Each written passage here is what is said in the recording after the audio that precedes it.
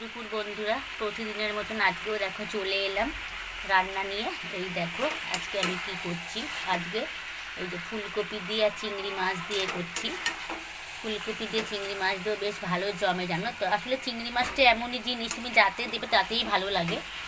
আমি আজকে ফুলকপি দিয়ে চিংড়ি মাছ দিয়ে করছি।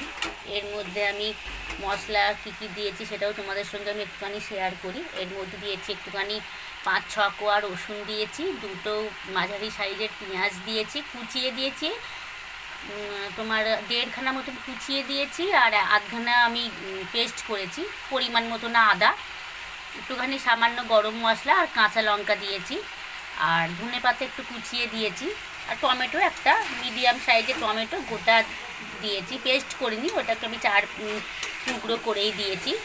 দেখো এখন কষা করছি। এটা একটুখানি মাখা মাখা হবে, এটা ঝোল করব না, এইটা ঝোল ভালো লাগে না। ফুলকপি দিয়ে আলু দিয়ে চিংড়ি মাছ দিয়ে একটু মাখা মাখা কষা কষাই ভালো লাগে।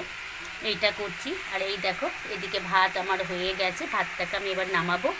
আর এই দেখো এখানে আমি নুন হলুদ মাখিয়ে রেখেছি। এটা কি বলো তো, এটা কি মাছ বলো তো? এটা দেখি আমার বন্ধুরা কী মাছ এটা বলতে পারে, তারপরে তোমাদের আমি কমেন্টে আমি জানিয়ে দেবো কী মাছ। এই মাছের ঝাল করব পেঁয়াজ আর টমেটো ধনেপাতা দিয়ে, সঙ্গে একটু পেঁয়াজ পাতাও রয়েছে, পেঁয়াজ পাতাটাও দেবো। ব্যাস আজকে এই পর্যন্তই, আর কিছু করব না। ফুলকপি আলু চিংড়ি মাছ দিয়ে এই যে এটা করছি, আর এই মাছের ঝাল করছি। সবাই ভালো থেকো, শুভ দুপুরটা সবার ভালো কাটুক, বাকি দিনটাও সকলের ভালো কাটুক এই প্রার্থনাই করি। সবাই খুব ভালো থেকো। ভালো লাগলে সবাই কিন্তু একটা লাইক কমেন্ট এবং শেয়ার করে দিও। অসংখ্য অসংখ্য ভালোবাসা, ধন্যবাদ সবার জন্য। টাটা।